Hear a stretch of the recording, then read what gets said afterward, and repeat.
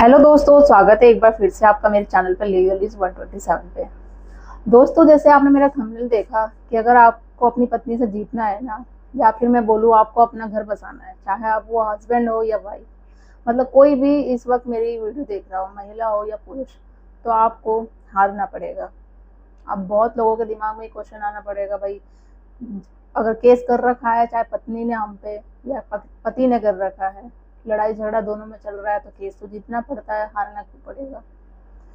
तो मैं यही बोलती हूँ, आपको हारना पड़ेगा अपने केस में। जब आप हारेंगे ना, जब भी आप जीत पाएंगे। वो कहते हैं ना, एक डायलॉग है जो शाहरुख खान का, कि हार कर जीतने वालों को ही बाजीगर कहते हैं। तो वही सेम सिचुएशन है। अब ऐसा मैं क्यों बोल रही हूँ, डिटेल्स में बात करेंगे।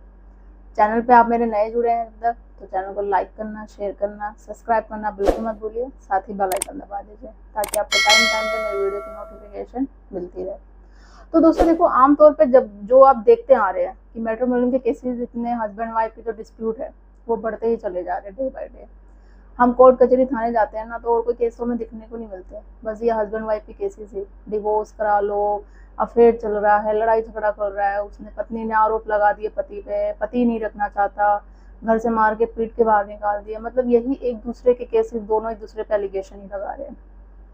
अगर मैं बात करूंगी उन पत्नियों की जिनके साथ सच में अत्याचार होता है, तो वो भी आती हैं, बट उन लेडीज़ों के मुकाबले उनके कम केसेस होते हैं, क्योंकि वो बाहर नहीं आते कोर्ट कचहरी में। वो लोग ये सोचते हैं कि नहीं, हमें घर बसाना है, हम कोर्ट कचहरी थाने में जाएंगे तो फ्यूचर क्या होगा हमारा, हम कब तक मायके में सपोर्ट करके रहेंगे, हमारे बच्चे का फ्यूचर क्या होगा।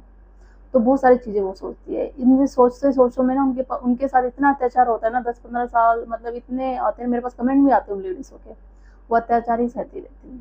वो एक तरफ तो सही सोच रही है, उनको घर बसाना है, कि एडजस्टमेंट कर रही है, कॉम्प्रोमाइज़ कर रही है, बट इतना भी कॉम्प्रोमाइज़ मत करो कि आप अपनी ज़िंदगी ही खत्म कर दो पूरी तरीके से।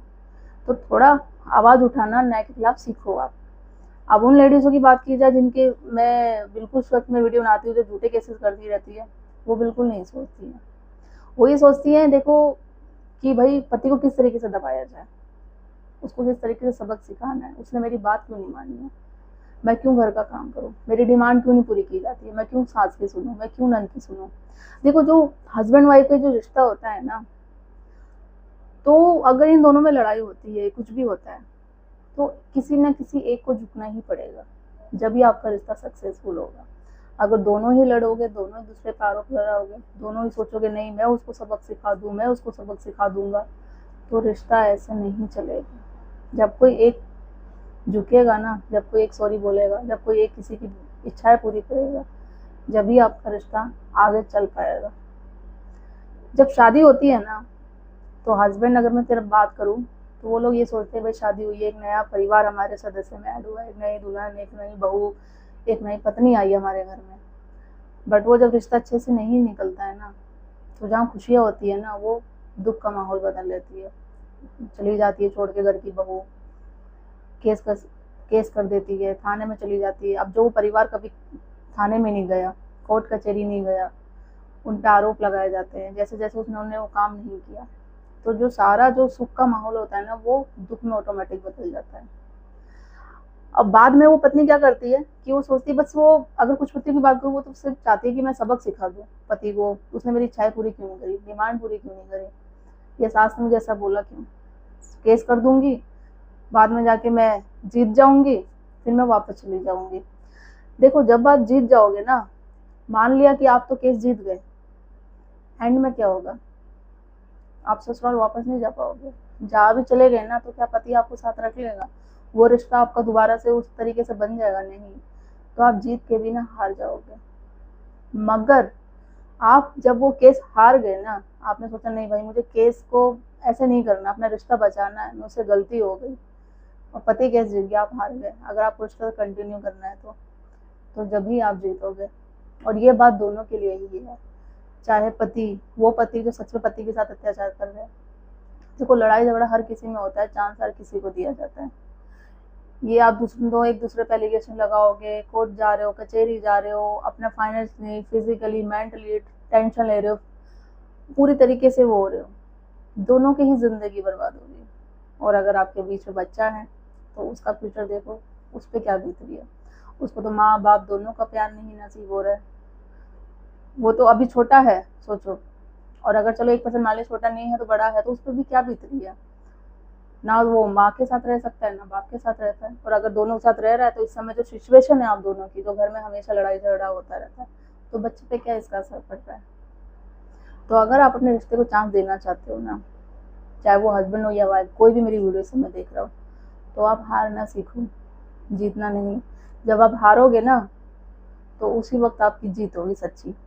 और जब भी अब उसी वक्त आपका रिश्ता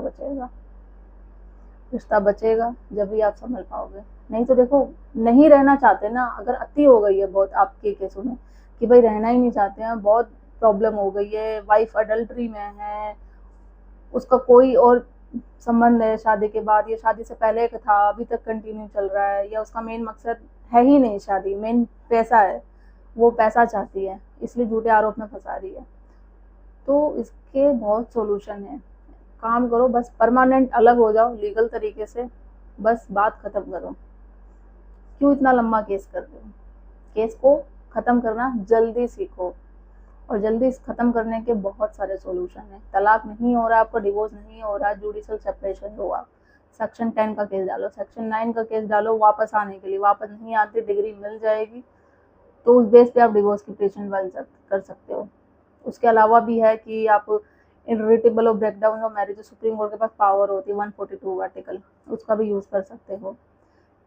शादी को शून्य घोषित कराओ। अगर शादी के, जैसे कि अभी मेरे पास फिलहाल ही मैं मैसेज आए थे, लाइक मैडम हमारी शादी को 1 महीने हुए हैं, 2 महीने हुए हैं, पत्नी छोड़ के भाग गई है। देखो, मेन अगर कोई रीजन है, स्ट्रॉन्ग रीजन है आपका, वैसे तो जो डिवोर्स की पिटीशन फाइल करते हैं हम 1 साल के अंदर फाइल करते हैं।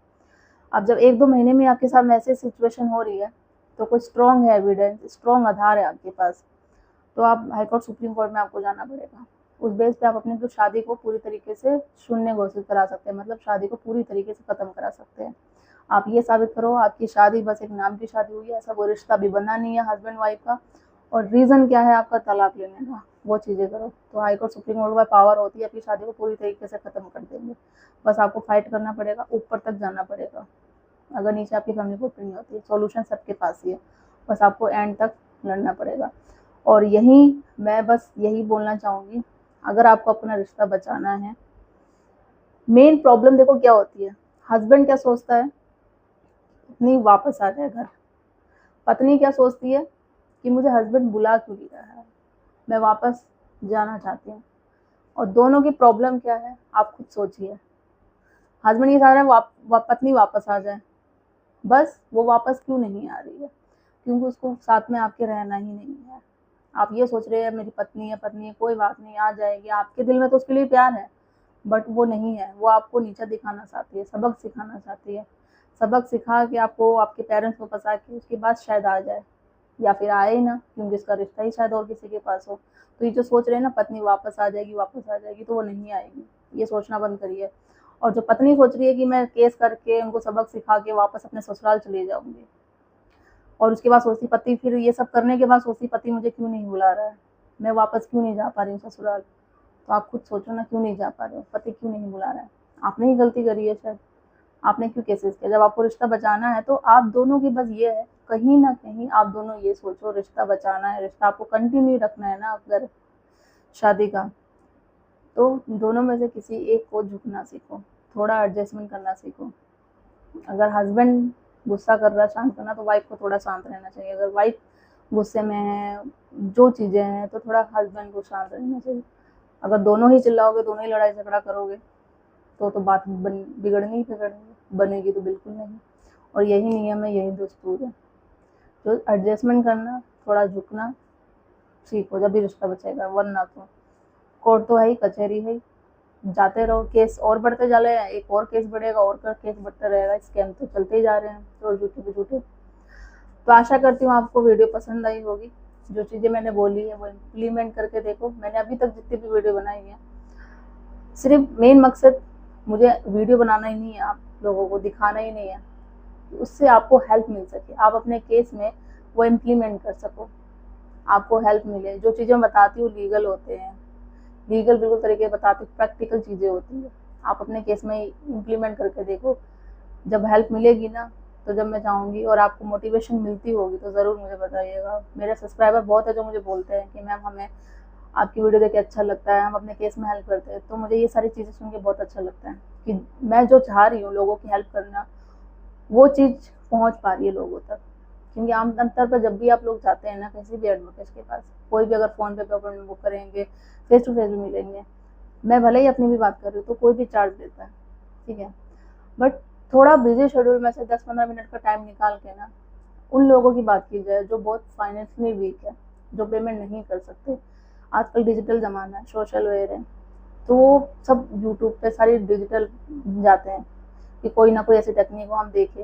तो वो बस मेरा मकसद है लोगों तक पहुंचाना, उन लोगों तक जो फाइनेंशियली वीक होते हैं, और जो नहीं है तो उनको थोड़ा नॉलेज मिल सके। क्योंकि जब आप नॉलेज दोगे, अगर रहोगे, तभी आप अपने केस में जीत पाओगे। तो यही कहूँगी, अगर आपको जीतना है तो हार ना सीखो, हार के जीतने वाले को बाजीगर कहते हैं। जल्दी मिलती हूँ मैं एक ऐसे ही इन्फॉर्मेटिव वीडियो के साथ। मेरे चैनल को लाइक करना, शेयर करना, सब्सक्राइब करना बिल्कुल मत भूलिए। तब तक के लिए थैंक यू।